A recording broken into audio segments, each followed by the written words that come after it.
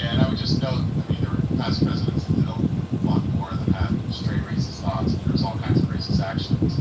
I think it's important to remember that in this context, in part because some of what Trump is doing is not out of step with past presidencies. But there are other things, like what he's doing with the Smithsonian, which clearly is different. Certainly in magnitude, if not at times.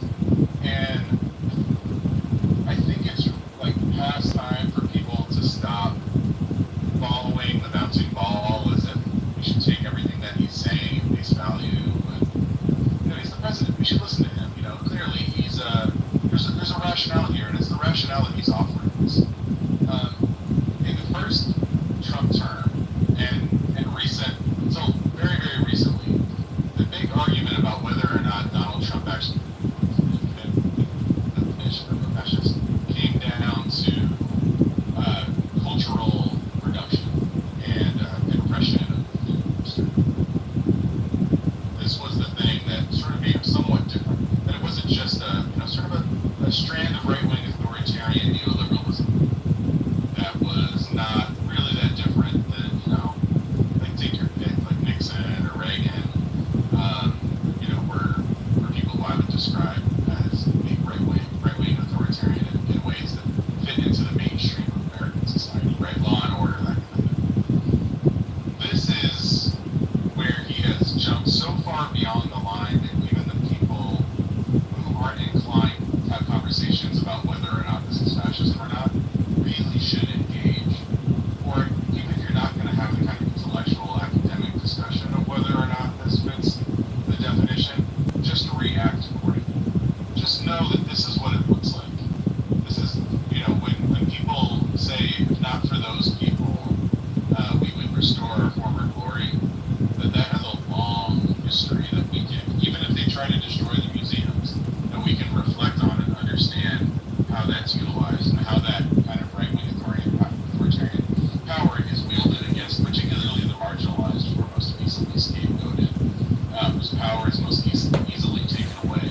And to also understand that if you're lucky enough to be, frankly, like I am in many ways, just far enough outside of those marginalized categories, but not that far, that they come for you, right? Like that's how this works. There's all kinds of institutions in the U.S. that are doing their best that, we can acquiesce just a little. Like we can be a little complicit, and then the bad fascist man will pass us over, and it will all be okay. If we just give a few hundreds of millions of dollars to Donald Trump, they won't come after my university anymore.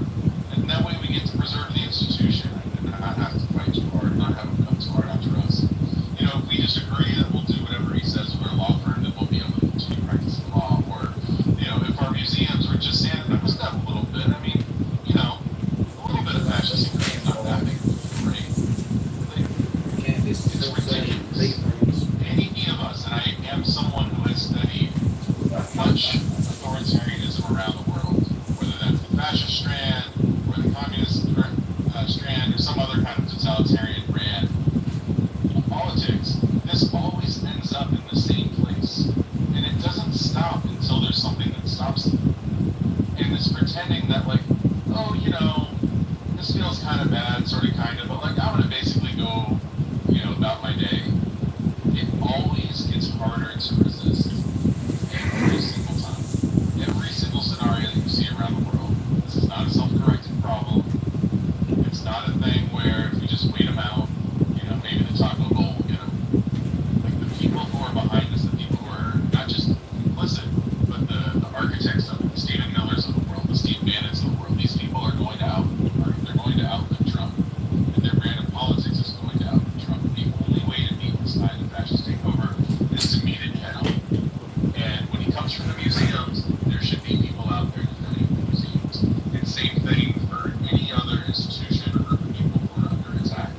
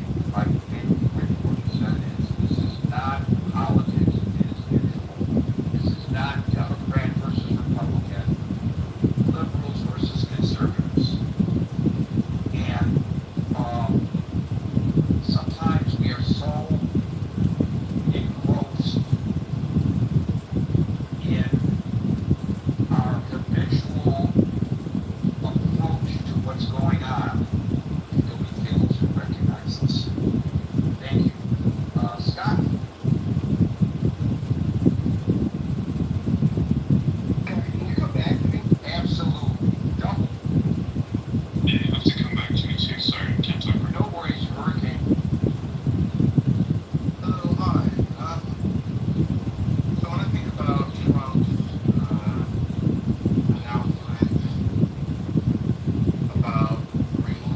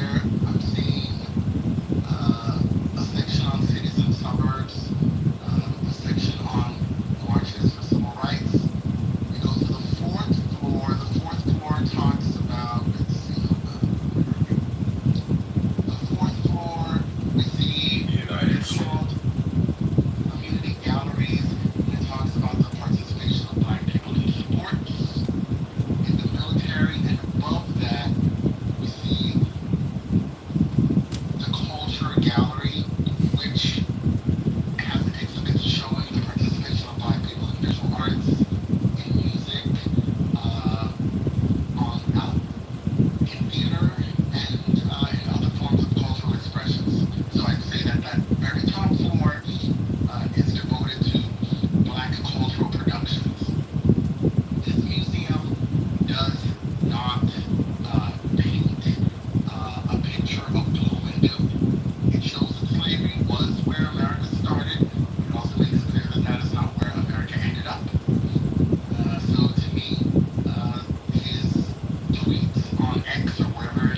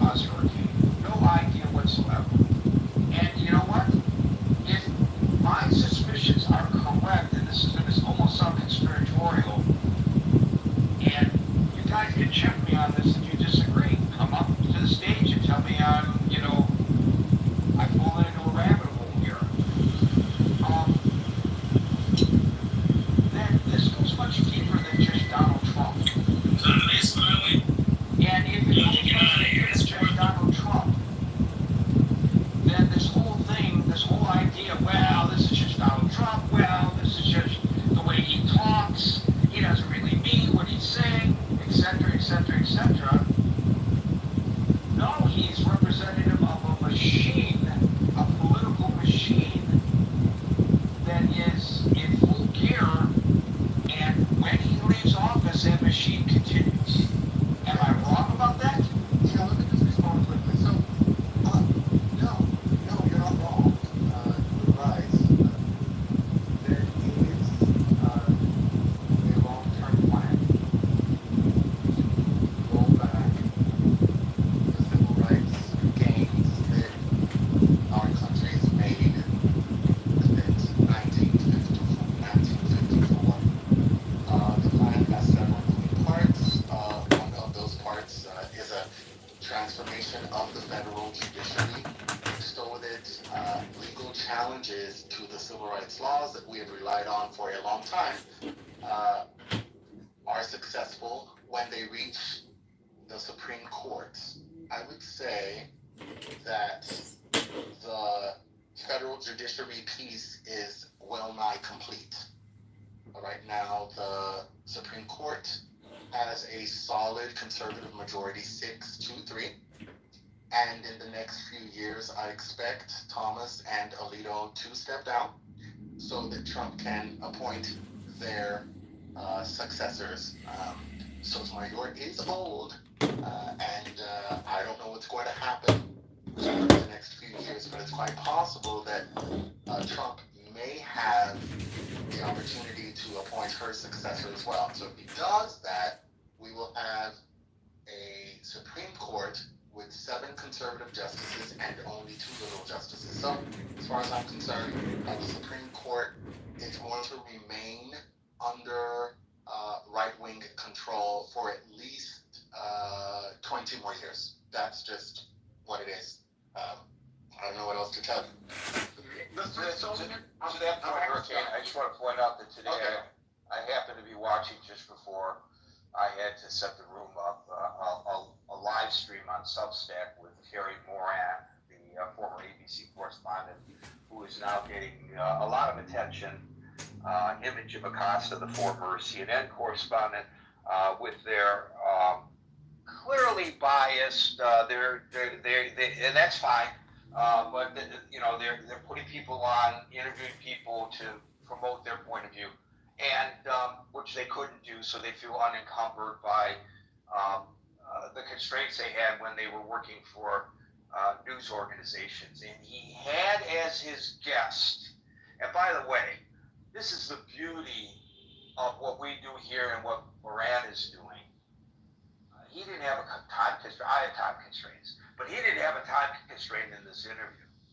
And unlike the interviews you see, maybe even those that he conducted when he was on television, where there's somebody whispering in his ear, wrap it up, ask him this, cut him off, this kind of thing.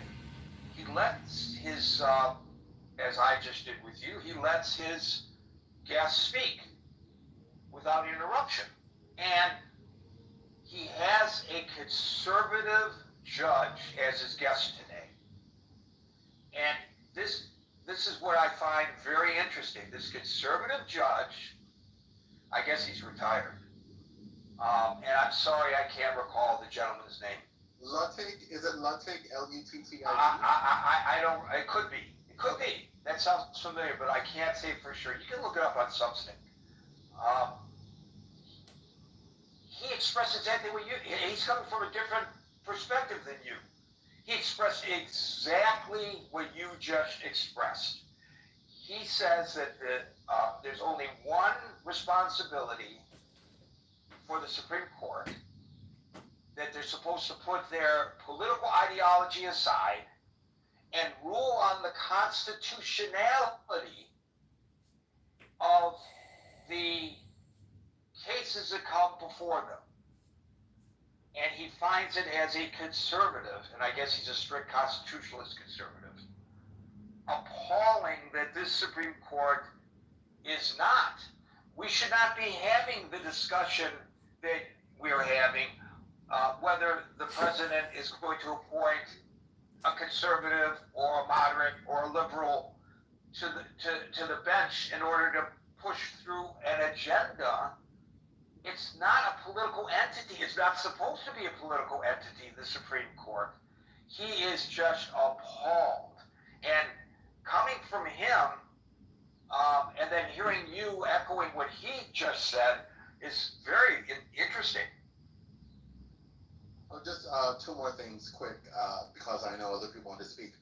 Um, the other thing that Donald Trump has done so far is expanded the power of the executive branch by sending to the Supreme Court cases that would allow the Supreme Court to give the executive branch more authority. He did that with the case concerning universal injunctions. He also did that with the case concerning immunity from criminal prosecution.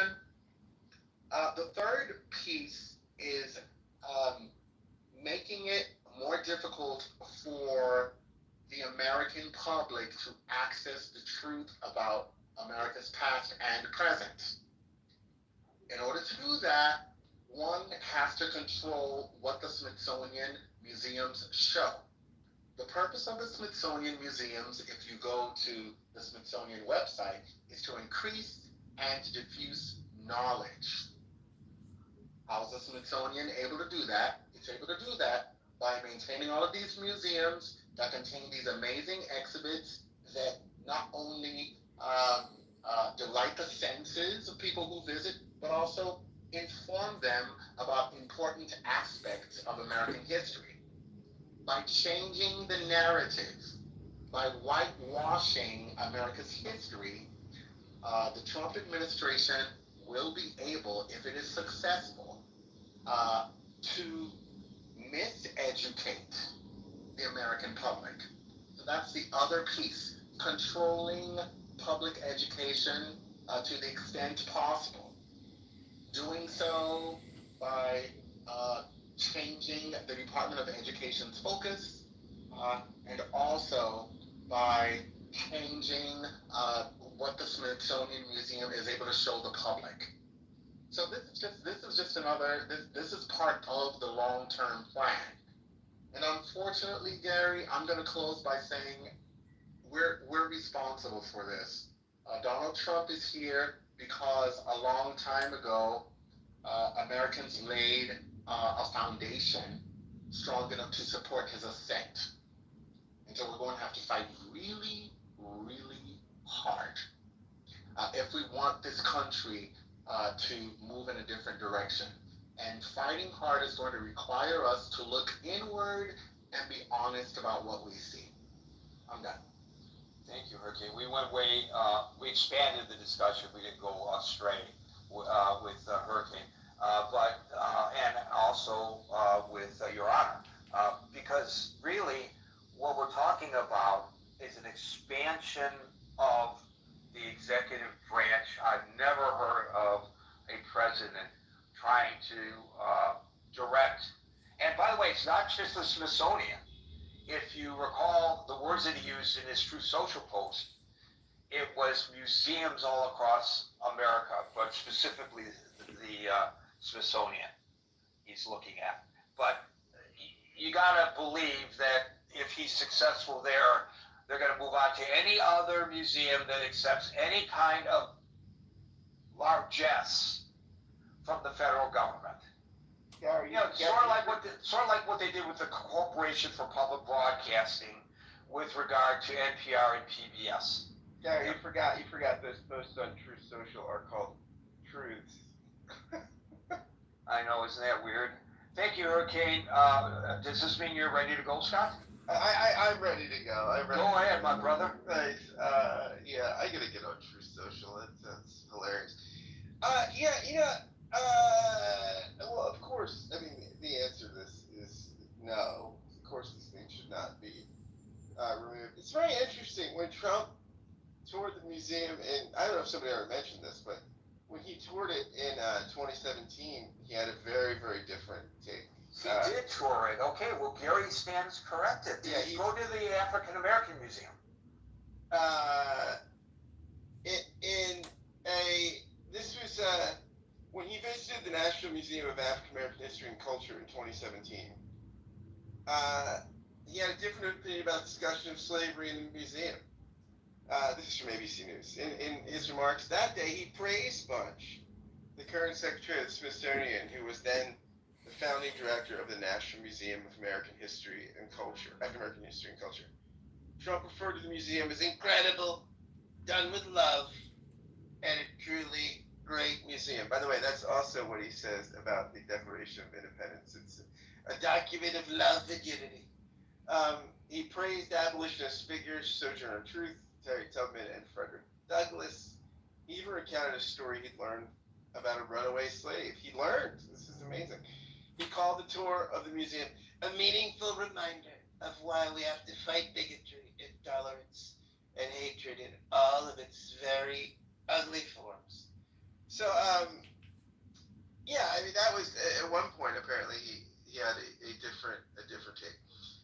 So let me just say, Scott, that I will correct myself and apologize for speculating, which I should probably never do. I'm the fact checker here. Now you fact check me, and I appreciate it. But I will say this. Gary, you can post your retraction as a truth on Truth Social. Yeah, right. But here's the thing. Then my question to the president would be, at my next gaggle opportunity, as a member of the Washington Press Corps, which would cause me to lose my White House credentials, I'm sure, I would pull that very article, I would quote that very article, and then I would say, Mr. President, what has changed? Yeah, that would be interesting. And then he would say, "You're very nasty. Gary's very nasty. He's fake news. He's fake news up in Fox in New York. They don't even love me anymore. Fake news. We can only trust Newsmax." Okay. Yeah. No. I mean, it's a bad idea. Of course, we want. Look, we don't want a sort of sanitized history, right? I mean, we want, and slavery is America's original sin, right? This is part of the fabric of our founding, and it's not to say that we haven't made progress. It's not to say that things have not changed. It's not to say that we haven't made huge strides to be a successful, thriving, multiracial democracy, but we have miles and miles to go. And I don't think sanitizing the history and sort of, I almost like whitewashing, which is literally what we'd be doing there, is helpful. And as someone, this is interesting. As someone who stands in a religious tradition, as part of the people of the book, the Bible, it's got terrible texts in it, right? I mean, I was just thinking about that. Can you imagine if the president was Pope and he would order the cardinals to go through the Bible and remove any negative references to anything that is referred to in the Bible, because it's very positive, and you can't show any of the negatives. That would be a good analogy, I think. I don't like the Leviticus talking about women periods and they can't wear these kinds of fabrics. Get rid of the Bible. Great again.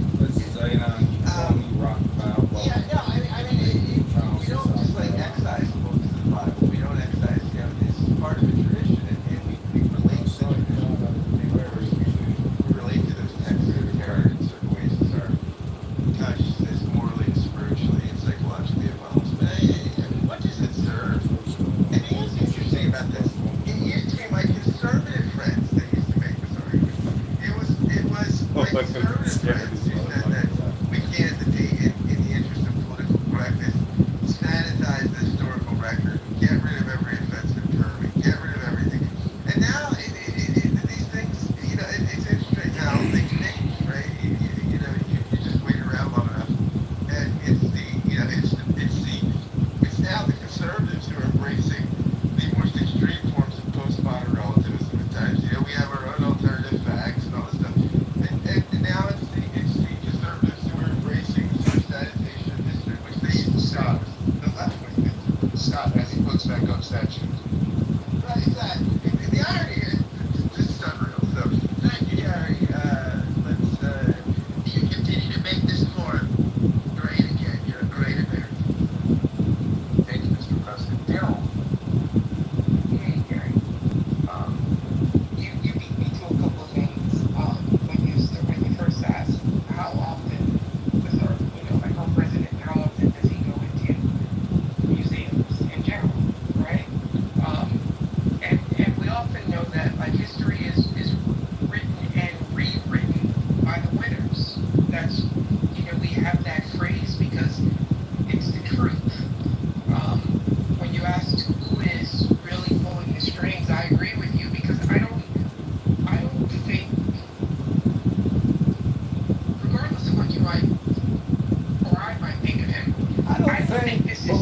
that's what you think about what I think about what people think. Say that way, right? I do believe that there are people behind him, like, Steve Bannon, Miller, that are really trying to plan for the post-Trump presidency for America. And I think a lot of this is planning for after Trump. What are our policies going to be? Who are we going to try to get elected? All of these things are for after Trump. And I agree with Your Honor. Like, this is just an example, right? I agree with Your Honor because at some point, if everyone, just says, what can we do about it, then nothing's ever going to get done. To the previous speaker's comments about, look at what's happening with the Supreme Court. Like, he's taking all of these things to the Supreme Court to set precedents for future arguments. If it were, not trying to derail the topic, but if it were me, the Dems need to stop trying to play by the rules when there are no rules anymore. And we're seeing this because we're literally seeing the military policing on the streets of the capital. The capital of the country has the military policing citizens. Well, of course, in conjunction with federal agencies. I think if the Dems can get someone in that seat, they need to think about restructuring the Supreme Court, even if it means adding numbers, and be willing to do something that says we are willing to fight back. I'm not from California. I am following Gavin Newsom because it seems like he's willing to punch back, not just argue back, not have these Aristotelian conversations about what we're going to do, but if someone punches you in the face, I'm from New York City, someone punches you in the face, you punch them in the face back. And that's the only way we're going to change this, because trying to rewrite history is easy if everyone just sits back and says, okay, we have an entire generation of voters now who have no working memory of 9/11. They hear about 9/11, but that's their parents' story. They hear about 9/11, but they weren't there, and yet it's now this past history event that does not impact them emotionally or even politically. Something needs to be done about this, and I agree with you. I don't think I would have said, before Scott said what he said, I would have thought he had no idea as to what this museum is. The Smithsonian was, I believe, I could be wrong, but I believe it was actually established by Congress, right? The only thing you can really do is have some of the more private museums like the Met and some of these other museums around the country really have to start pushing back, even if it means not taking federal funding if they're going to be controlled by the federal government. That's all I have to say. I think that Scott's correction of my assumption is more damning of all of this than my initial assumption. So, I was almost giving him an out. But if in fact he's on the record as being embracive of the African American Museum specifically, and then today he wants removal from the Smithsonian, the very references that are part of the charge of the African American Museum, then for sure somebody is telling him what to do. And that's the scary part, right? And so it scares the bejeebers. It should scare the bejeebers out of all of us. And I think we're a little bit ahead of the curve on that here in the critical thinking forum than general society. But I think we are. I think we are correct in, now when I say we,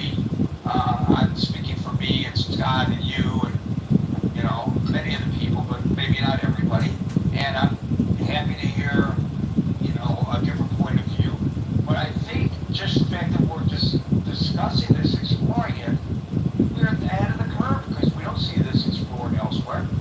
And if we do, I need to know about it because I'm not seeing it. And as you know, I do a lot of reading, both off the job and on the job.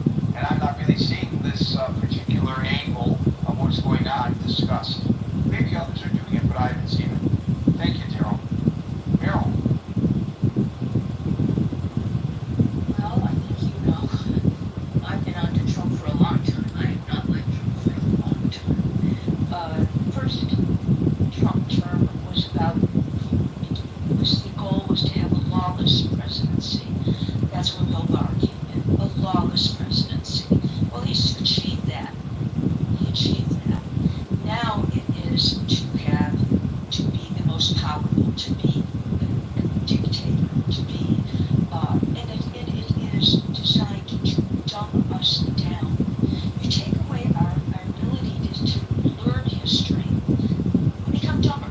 If you take away our ability to have empathy, then it's so much easier for him to come and tell us to do anything, something that's racist, something that's anti-Semitic, something that is anti-anything. Forget the woke stuff. It is all anti-anything that he doesn't like. If he doesn't like it, then we are going to not like it. Our children aren't going to like it. Our children aren't going to learn about it. And when you mentioned the Holocaust in Germany, Germany took the concentration camps, some of the concentration camps, and they made them into museums so that you could go and you could see the most atrocious things that were done, most inhuman things that were done, because they don't want you to forget something that was the biggest, most horrible thing that their nation did, that happened in their country. And that's not going to happen here. We have had book bannings since Trump became president, with banned books. And you can't read books by black authors that we used to read books about, that you and I read books in high school. Some of it was required reading. You can't read those books today. But the biggest thing I feel about is that it is so much easier if you dumb everybody down, if you take everything away from them that they can learn, and learn something that's oppositional to what you want them to learn. This is so much easier. And Trump, and by the way, I'll probably, Anson's not here anymore, so maybe I can say this and he's not going to get mad at me. Trump is a racist, and I don't think we should pretend that he's not. I don't think we should pretend about what he and his father was in the Ku Klux Klan. I don't think we should pretend that what he and his father did regarding rentals and the federal government coming after them twice.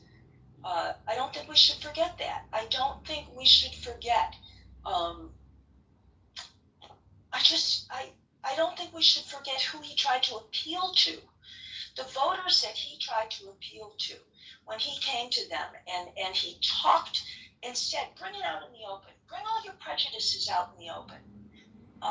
He did that, and he opened up something where people used to sit around in the bar at night or sit around at their table at night. They came out now, and I think that I have to keep going back to what Aram said and what Scott is saying, you're saying, and I do think it is all about taking away the ability to learn something that's happened in our history, something that was horrible and that we should feel shame about. We should feel bad. And it teaches our children empathy. Just like you can read Anne Frank to your children, read the children's version of it, and they will feel bad. They will feel an empathy about that, about Jewish people, and about what can be done. And that's what we need to do. We should never. You talked about the 4 little girls that were killed in that church. Do you know nobody went and tried to prosecute the people that did that? Not until, I think, 20 years ago, 15 years ago. There was a white Democrat a lawyer who said, we need to do this, and went after them, decided to prosecute them. This is, all I can say is this is a presidency that is designed to become a dictatorship. It is designed to make us, we're not going to get good press anymore. We'll get leaks. We're not going to be able to have really good investigative reporting because he's trying to smother that. We can't have television stations that are going to report things that might be more earnest, that he doesn't want us to learn. But I think absolutely going to the Smithsonian, you're whitewashing history. You're taking away something that we should learn. And if we're dumb, he can tell us anything he wants. And you mentioned the Civil War, by the way. Well, we're having ships named after treasonists, ships that were named after black heroes. We're having, again, we are rewriting history. Thank you. Thank you, Meryl. Yeah, I know the movement to, it's interesting, the movement to remove the Confederate statues was really opposed by the MAGA folks because it's part of American history. And whether you agree or disagree with what those Confederate figures did, it's part of our history, and we cannot ignore our history and don't remove them. They were significant figures in U.S. history, and so you should not be taking them down. And these are the same people who are saying remove references to slavery while putting those reassembling and re-erecting those very statues that had been removed correctly or incorrectly in the first place. So there's a definite hypocrisy there, Meryl. Preserve them. Give them a museum. Put them in a museum, and people can go and see them just like you should have been able to go to the Smithsonian and learn history.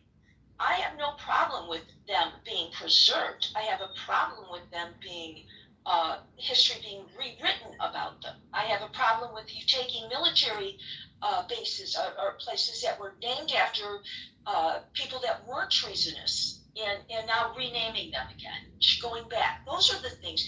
Revere them in a museum where people can go and they can revere them, they can see them, they can learn about them. Thank you. Or learn not to revere them. But, right. Thank you, Meryl. But it's just so interesting, the hypocrisy there. David, and by the way, we are now at the 6:02 Eastern Time. We will no longer be inviting folks onto the stage, but we are officially into extra time, so everyone on the stage, time permitting, will get the opportunity to speak. David. Yeah, I just wanted to give a slight correction as to what you said. They didn't say history, they said heritage. Right? That's what they were part of their heritage, which was the awkward thing to me. You know, to hear people say that the Confederate statue represents the heritage. All right, went around with the bad flags in your car and doing that kind of stuff. That you can do that, but nobody's getting rid of these statues or just putting them in the museum or putting them in the context of history. You know, that was something I thought was the perfect thing to do. That's where it needs to be. Maybe there was a few people that wanted to erase them all together, but most people, I think, understood that they should be in museums. So in that regard, that's where they should be at, right? And we can look at that from history. But on to, sort of a bigger topic here. I think it's easy. Everybody's going to say no, right? But I have to say this. Like, I was raised in a household where my parents always told me that, you could not depend on the school system. You cannot depend on the government or any Cool pothole collisions. I mean, tell you all of your history. So they were always. Is that how you found me? I mean, keywords with regards to Bitcoin, etc. Was it a Clubhouse video? Probably my was. history as an African American, and then the history. It's true. A lot of people want to peg kingdoms and empires and crypto to things gold. across Africa and all those areas. I know Peter Schiff has a project like that. Where most slaves came from. I'm about to troll this room and do a southern accent But they were always and pretend my name is Anon. This is a bad thing. See how people respond to me with a southern accent. There's a lot of black families in America. Hi, Gary. Be prepared to know you're not going to get everything. My name is Anon. You can call me Rocky Balboa. Yeah, but David, that's great. Let's just say that the entire black community has been organically educated. It's not that community that needs to learn. There are other communities that need to know about these things, obviously. Yes, there are other communities. Yeah, I get that aspect of the community. But just from the standpoint, like, I'm not shocked at the different attempts of people to try to remove things or try to switch to Smithsonian. I was even looking at the Museum of African Dysphoria in San Francisco to see how much money it was getting from the government, right, versus how much it was getting privately, how much you need to fill that out, right, for other people who want to go. So should I do? I'm going to defend Trump with my southern accent, but what would be funny is also to pretend to be like a deranged, liberal, unhinged, deranged, like do a TDS skit. In her early days of a K-12 educated, I'm absolutely prepared. California to make sure that they corrected the way in This is an attack on our freedoms as the museum going public. Proclamation, but she wanted to make sure that people knew that he didn't intend to do it in the South, right? That you needed to know the whole truth, of how that came about, right? And to do that.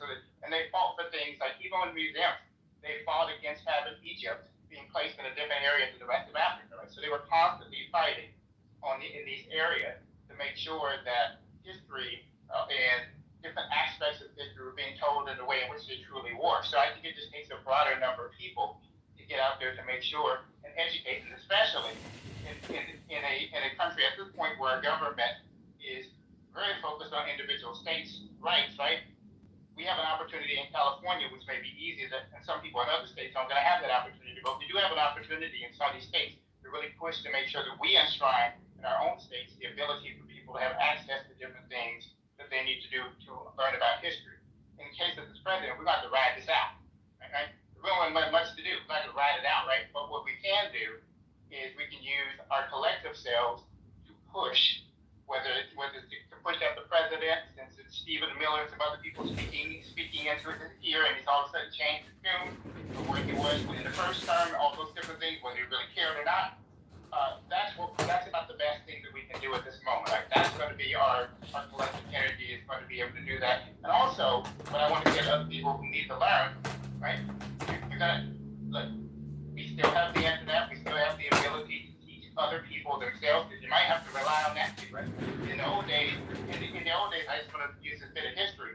In the old days, the Chicago Defender, right, which was a African American newspaper from Chicago. I know the Chicago Defender. Yeah, you know that. Yeah, they used to have to sneak that into the South, right, for people to be able to read back in the day, because they weren't supposed to be reading, right? So they used to go down and sneak that in there for people to get access to it. We don't have to sneak anymore, right? So we have another way of fighting is that we have tons of ways and tons of avenues to be able to make sure that people are still going to be educated on the subject matter. But in terms of what's going on with the Smithsonian, I just think it takes a collective group of people to be able to fight that particular issue. And at the same time, there's some aspects of this we're just going to ride out a few more years, and then we'll be able to fully deal with it and address with it as much as we can afterwards. So that's what I'm going to say. But this is not unexpected.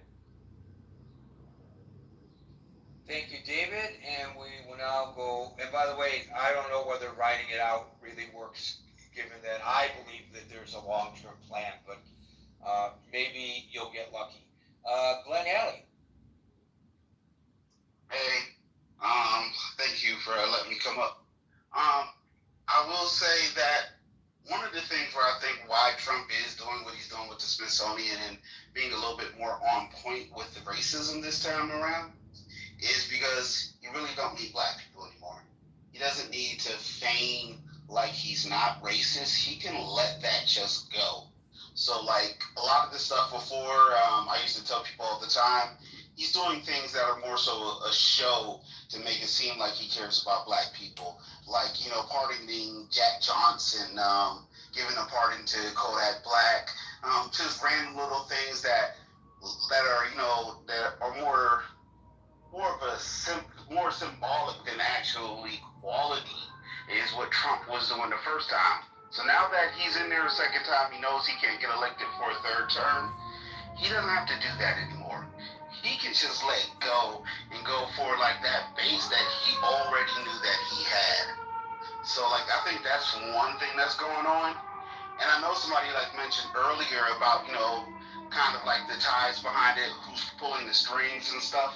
When you talk about things like the Confederate statues and whatnot, if you go and look at it, a lot of them aren't traced straight back to the Confederacy. A lot of them were built by, organizations like the Daughters of the Confederacy or like the Children of the Confederacy.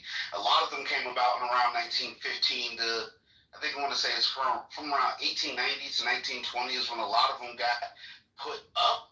And that was when there's also a giant boom in the Ku Klux Klan, which was also tied in with that. So there's a lot of like built-in systemic racism that has to do with like the statues and whatnot. And yeah, like Trump is just like, he's just going back to his most base natural instincts right now, because he doesn't have to appeal to us anymore. And like, there's no more races to win. That's what I think, honestly. That's my little piece. Thank you, Glenn. David. And Stan, we're not going to get to you. You came up too late. Sorry, pal. Go ahead and write what you wanted to say in the chat above. David.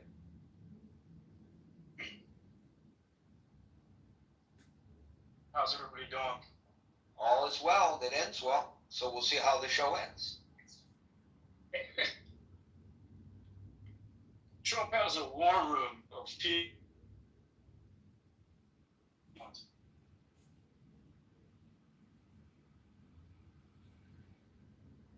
I'm sure you have something very insightful, but we can't hear a word you're saying. I'll give you an opportunity to fix that and come back to you, David. Chris. Hey, Gary. Today I'm... Oops, David. Hey, David. I just muted him because he's not making the trip. Go ahead, Chris. Okay. You're lagging out, but he said he'll come right back to you. Okay, thank you. Not a problem. Oh, Gary, today I'm not happy because obviously the title. And it's not your fault about the title being bad. It's the fact that we shouldn't even have to have that conversation. And I'll keep putting it in the chat, and I'll keep saying it on this stage. This is just another one of those good old diversions to get us back off the Epstein's. And he's doing really good because now he's starting to weigh on people's heartstrings. And that's just going to give him, maybe 3 more weeks of this, or maybe 2 more weeks of this before Congress gets back in office. So, I mean, he's just going to keep trying to hammer it on us until we no longer care about it. Well, what's up, brother? Until we actually just move completely past the Epstein files. And these things do matter. I'm not saying they don't. He's actively trying to harm this country for whoever, as you guys have already broken down, whoever is pulling his strings. 1 year he says this, he gets back elected, he comes back, he's saying new things. The new things aren't old things from him. This is the same man that took out a whole page article on the Central 5 boys who he said deserved life in prison and all the bad things that happened to them over a lie. So it's not far-fetched that he would say these things or do these type of things. But it is very obvious that he wants us to get off the main topic, which is who and why are you in the Epstein files? Who else is in those Epstein files? Who's else in charge of more important things than Donald Trump that is in those Epstein files and would be exposed if they came out? Again, I don't want to move this conversation away from this topic, but I want to continue to regurgitate and re-spit out every single chance I can when we have these topics. And he's just trying to further move the ball down the field. Yes, this is negative. This is extremely bad.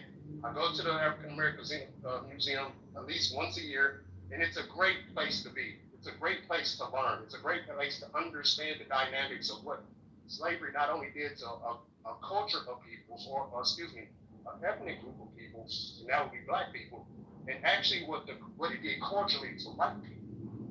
the urge and the ability to give them, and I speak of them as Caucasian people, the urge and the ability to give them the sense of well-being and power that was held over black people's head for 400 years. It is something that all white people need to see.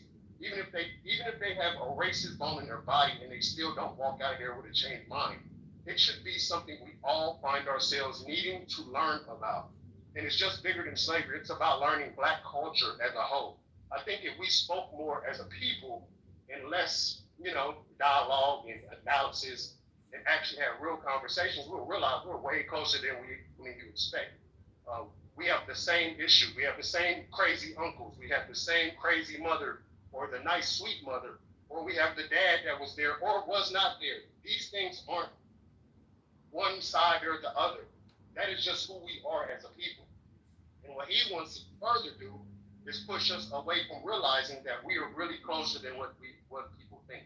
He wants it to be an authoritarian, so he also needs it to look like we're better than you and you. This isn't just about black people. This happened to Hispanic people. He did the same with Hispanics. They're all criminals. They're all rapists. It's all about making the purity of the white skin again. And I hate that it's that way because when it comes down to it, and this might be I won't just say controversial because it's really just facts. White people voted this in. Maybe they didn't see it coming down this hard or down this line or this pathway, but some of us did, and it did not take a race to see it. It was because some of the things he priorly did actually shown, hey, he could take it too far, and it won't be good for the country, not just the race, but the country. Hey, Marshall, could you go on mute, please? Thank you. Thank So, you, Chris. I was going to say, and I'm going to land here. I was going to say, and I was going to land here. My biggest thing isn't, hey, he's taking out more history out of museums, which he is. And I agree with Scott, or it was your honor, I believe. And we as the people will have to find our backbone and fight. I do agree there. But what I also want people to realize is we're going to keep getting further and further away from the Epstein files, the closer and closer we get to Congress getting back in office. And to me, that should be what we pay attention to, because he's just going to try to get us off of it while doing the craziest shit possible, so we no longer think of it as important. And that's scary because now we're protecting pedophiles instead of following up on it, because the man in George told us, excuse me. No, I'm a moderator. I never said he was a pedophile. I never said he was a pedophile. I said he's protecting pedophiles. Hold on, wait, guys. All right, so wait a minute. Hold on. Everybody stop for a second, please. Go for it, Gary. Okay, Odianware, you're not a moderator. So, it's not for you to judge how the room is run.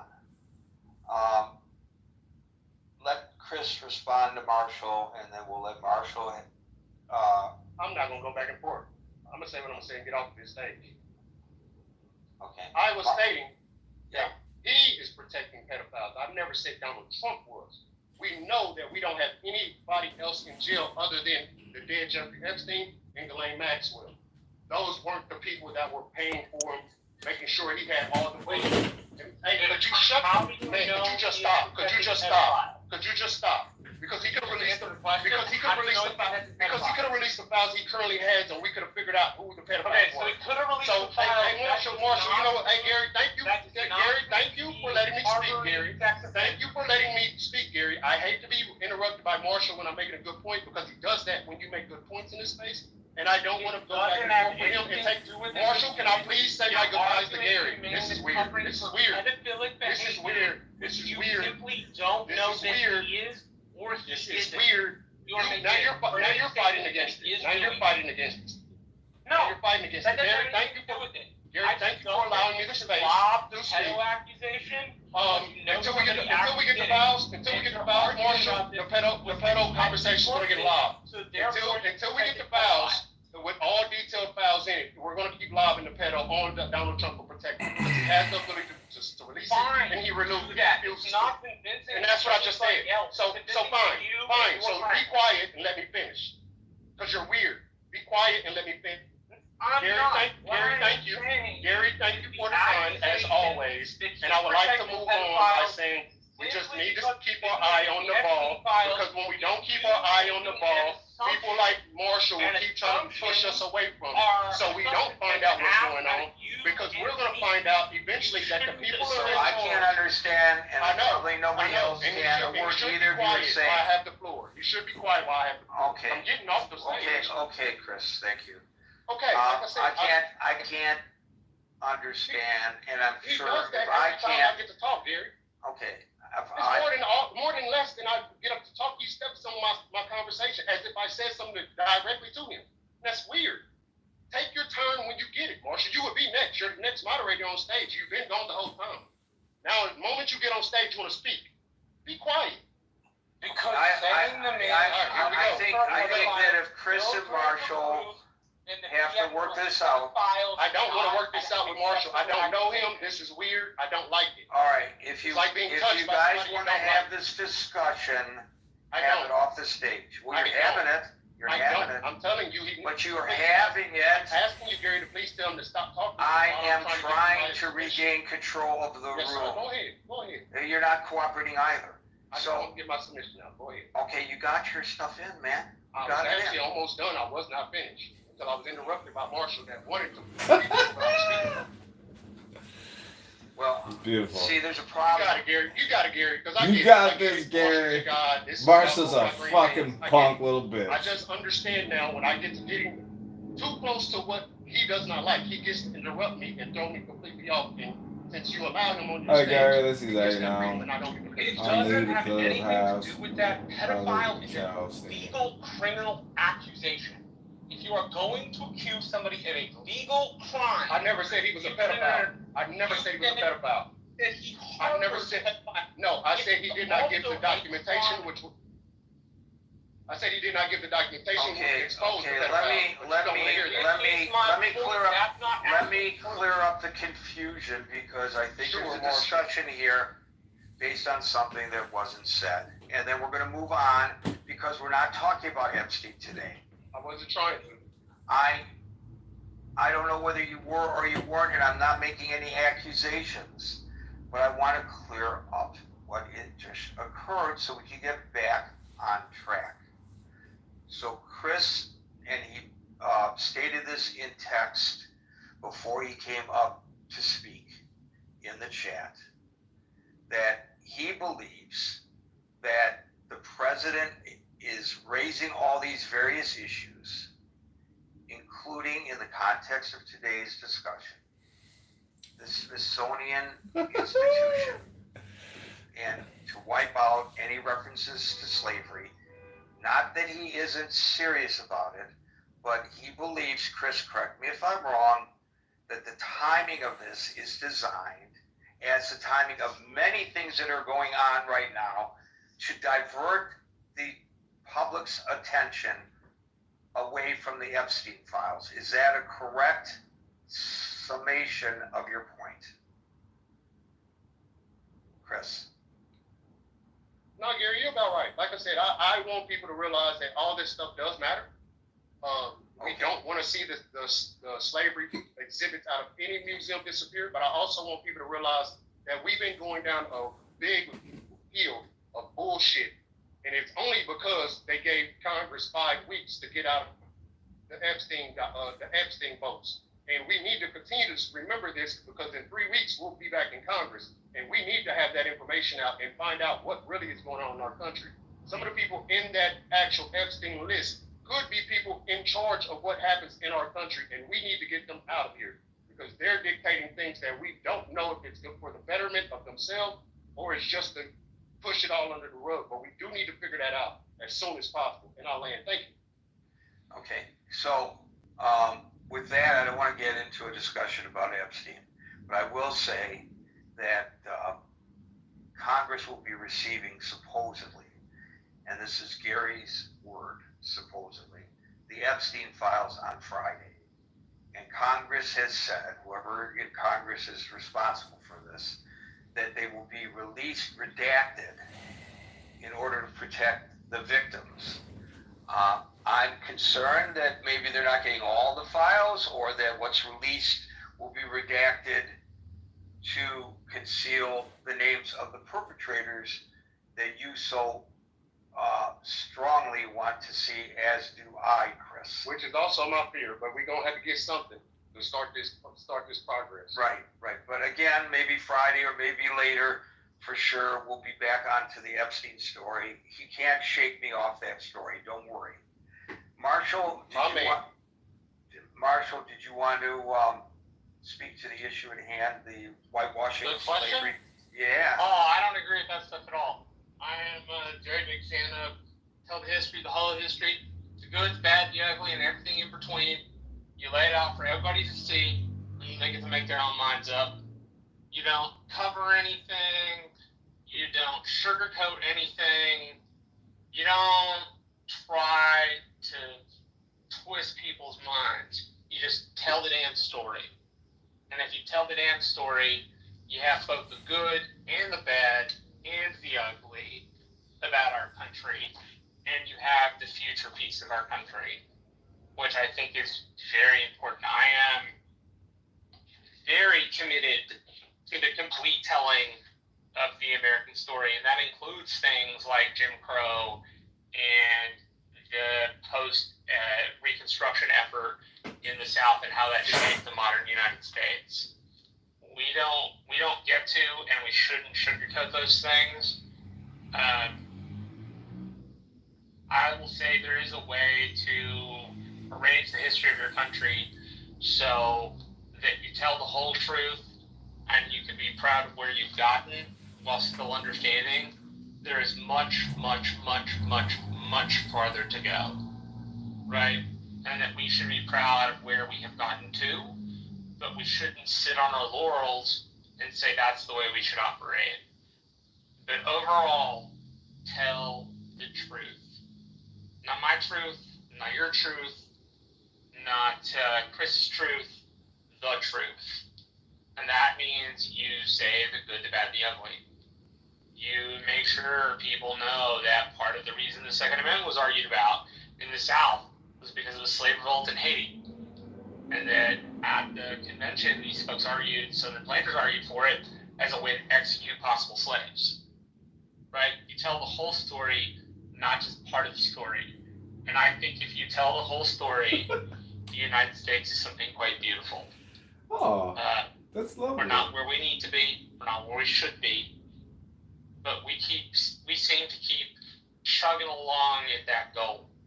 And I think that is incredibly important. And I don't think you can get to that with some sort of mythologized idea of where you come from. You have to know the bad things you did along the way that really, really mess stuff up.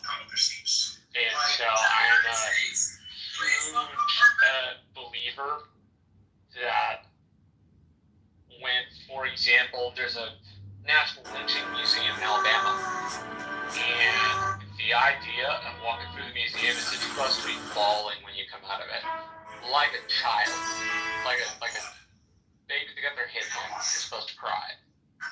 And it's because that history is so devastating, so sad, so evil that it was inflicted. But it brings you to this place where you understand that little piece. So, boiling it down to something. They're going to retake what they do as a given and we put it in our models or our assessment of the economy. So I wouldn't want to we are who we are. Speculate on that. I think we do know that they did. We don't give fiscal advice. I remain steadfast in my commitment to the and when they're not doing the service to our country, we're doing the service to our fellow man. We're doing the service to the folks who don't look like me. Right? I mean, Gary, you've been to McAllen before, it's 20% Hispanic. If we don't accurately tell the history, those folks get left on the wayside. And that's not fair. It's not an accurate telling of what happened. We don't have to make America out to be this separable bad things, the worst things that people are Palpatine and Star Wars. But reflecting on what we've done is critical. If we don't, we're never going to be able to improve anything or learn anything. And I personally history, very disturbed, that most Americans only have about 100 years of history in their head. Is really does not benefit the long-term health of the country and gives people treated points of view, which end up helping fascism, discrimination, and racism in our country. That's something we should all fight against deeply. So that might have been impassioned and long, but I hope it made sense. No, that might Yeah, thank you, Michael. I know that there are a lot of people trying to get on stage, and I appreciate the response, but I cannot add anybody more to the stage. We're into extra time now, but please feel free to click on the link above and join the chat and make your feelings known there. David, have you fixed your audio issues? I think so. Yes, sounds like it. No, this has been a great room. I wish I had some positive to say, but what I was saying before I was cut off was that it appears Donald Trump has a team of somebody, whoever, that comes out with a new agenda every day. And I don't know, maybe because of the Epstein situation, he's bringing the full force of the shock and awe that he's been championing since he got elected. But this is really bad for the country, symbolically and emblematically. Imagine Europe deciding to shut down Holocaust museums. What would that do to the history of that horrific event? Let alone here in America. I remember when I came away from the British War Museum and the British government decided to marry the Holocaust with the instruments of war. And, I wasn't the same after that. And granted, I wasn't ground zero like Auschwitz or a major concentration center like that, where I was viewing what happened there, but it was pretty impactful. And I would say for little children, that would be quite scarring, and how to explain that to little children, that this could happen to humanity. Well, I think America has waded into the history of a similar atrocity in different form. The managling and the trafficking of over 15 million plus West Africans. Imagine the Chinese coming over here and raiding the coastline of California and taking us back to China to work. What kind of impact that would have on our culture? And so I don't think we've done enough. This clipping of the Smithsonian, I mean, how many people have an opportunity to go to Washington D.C., let alone go to the Smithsonian and see the various things that Hurricane outlaid in our museum there? Since then, most Americans are getting their black culture through hip-hop, through popular culture, through the news, through the marches, through the reactions to police violence in this country. And that's obviously being framed in ways that appear to be radical and deep state and every other way. And so without an historical analysis, there's going to continue to be an amnesia of how horrific the crimes of slavery were and how complicit white America was in that venture. And I can go down century after century and how the legacy of that institution has come to haunt us and continues to haunt us. And this is along the lines of the disrespect that the Latino community's experienced with regards to ICE and immigration policies. This is and this is nothing more than going after and putting in play the 2025 Project 2025. And people are absolutely right. These are people coming to Trump with this agenda and asking Trump to go to the bully pulpit and implement these bad ideas on behalf of, obviously, a certain sector of this country, which is particularly white America. And I understand it's not pleasant. It's not pleasant to talk about, maiming and honing another human being and how economically viable and beneficial that was to this country, any more than it is to talk about the railroading and the wiping out of the liquidation of the indigenous population who occupied this land. But it has to be talked about. I remember I hosted an Australian buddy to come out and visit me from England, and he just couldn't comprehend an English-speaking country with all the signage in Spanish. and I had to give him a little history lesson about this country was created. And it was a very telling moment because we're driving down the streets of, say, Lincoln and Washington, and yet we're running into streets called Pico and Sepulveda, which were former governors and landholders in this beautiful city of Montana. But if you don't understand where the names come from and the history and why people are who they are, you're disrespecting them and you're diminishing their contribution to this country. And we all own in the success of America. You know, one of the great historians of this country, many have not heard of, wrote a book called The Counter-Revolution of 1776, and he talks about how the slaveocracy, the Revolutionary War was fought to maintain the economic institution of slavery. And we see that very telling in the fact that 20,000 plus slaves fought on the side of the crown. And there's a great book out called Tom Rhodes at the Crown that talks about that the slaves did not feel that their future was secure in this new government.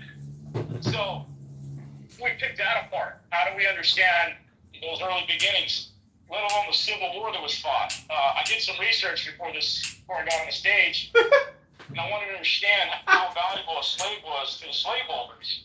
And according to the chat, the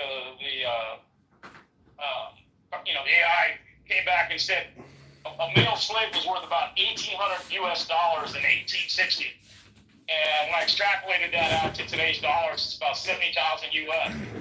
So you multiply that out by the number of those that were held as chattel, and that's millions and millions of dollars that basically walked off the plantation and became free overnight without compensation to the slaveholder.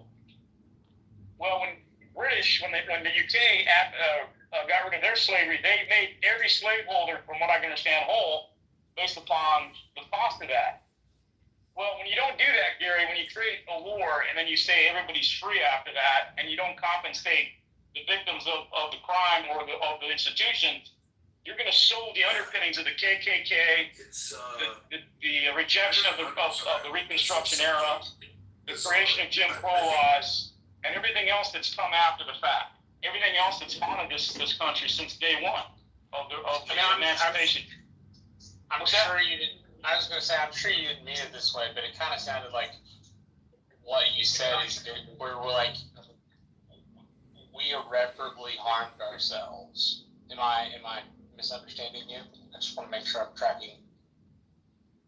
Well, if you explain how you heard what I said. Were you saying the slave owner needs to be Marshall causes all kinds of fucking hate. I'm saying everywhere Marshall goes, he causes fights. Just as in the Haitian Revolution, Haiti was forced to pay back reparations for their independence. So what I was going to ask, the British, I'm saying, it created hostilities that are still haunting us to this day. In my opinion. Now, what I was trying to ask is, are we saying that the American project was solely founded on taking advantage of somebody that didn't look like us? Or are we saying that's a facet of that? I just want to make sure I'm understanding. Well, it was an industry. It was an industry backed by banking, backed by insurance, backed by shipping, backed by landholding, and so it was tied to the full economy of the South and almost to the North until it was eradicated. And so when you upended them economically, that's a lot of pissed off folks, and you're not sending the DEI training to make them understand, hey, you enslaved an actual human being here. This is an actual person that you own that we fought to die. It's very hard to educate that person, that slaveholder, and that system of what just happened, right? And so everything that we've done henceforth has been a fight to get freedoms and rights that should have been afforded day one, but they weren't afforded day ones. And to reference hurricanes,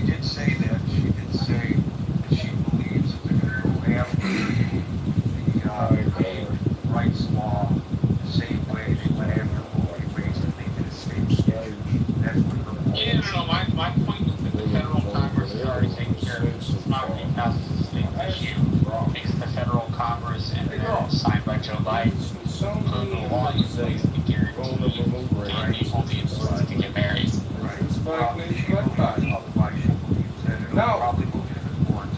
Smithsonian is not remove references to slavery. That's way off the track. Recent searches show And I'm going to Trump's wrap you up, David, because it's 6:39. And I've got a drop dead time of 7 o'clock. I know, you gotta catch the train, all right. Right, so let's go quickly now to another. Hey Gary, this is the first time I've been on your stage. I just re-downloaded the app. I haven't been on since Trump became president. And I want to say I'm kind of disappointed. There's a lot of Trump derangement syndrome and American derangement syndrome from a lot of the speakers in the room today. Edmund, can you not, please? Excuse me, I asked Grok, is the Smithsonian Museum going to remove references to slavery? Is this fake news clickbait? Excuse me, do not interrupt me, young man. No, the Smithsonian has not announced plans to remove references to slavery. Gary, just so you know, that's Congressman John Kitover. I know who it was. That he's going to make a great congressman. That's not coming from the Smithsonian, John. It's coming from the president, and I think you know that, in spite of your attempts to sound funny. But did you get that recorded? So you can put it on your YouTube? I know that's what that was. It was performance for YouTube. Alan. Gary, first of all, I do have Congressman, or the candidate Kitover, on recording saying he is for the impeachment of Donald Trump. Let's make this very clear. Kitover wants Donald Trump impeached. Anybody who is running against him should let that be known. Number two, my room at 7 this evening Eastern, we will talk about what can we live without that is being spent by the federal government right now. Number three, absolutely insane that the Smithsonian would be attacked by the president. And when the hell are the Republicans going to get their head out of their ass and impeach the son of a bitch, Donald Trump? Thank you. Thank you, Alan. I think that the problem for those who are concerned about fucking Marshall, stinking Rankin, what a fucking, he's a tornado wherever he goes. Fucking meth mouth, ugly motherfucking stupid motherfucker. I would have gotten through with it if Marshall doesn't know my voice recognition. It's so annoying. It's very annoying. That was a good impersonation, but they can detect me. It's very difficult to obfuscate your voice because of the pattern, fucking banging on Marshall Rankin's head all the time. Boom, boom, boom, Marshall. So that we can all learn from Marshall. I do believe that each and every time we look at the history, there are some parts of pride. Ooh, we were gonna go into JB's room, but it ended. In his voters that he wants to break to him and try to pull to him are more important than my ass that I'm still in Gaza. Shlomi, so I do hear from other hostages that they feel that Netanyahu didn't make a priority of bringing them home. Do you feel differently? Do you think Bibi Netanyahu cares about the hostages and has made it a priority? Okay, I'm gonna restart the live. That's a cut. I think yes, because if it wasn't a priority, go to johnforcongress.com, make your donation now. Click the blog, click the link to Antidote. Thank you all for joining us yet again. And they say we're gonna come to Gaza. We lost 1,200 people in one day. Okay, we're gonna sacrifice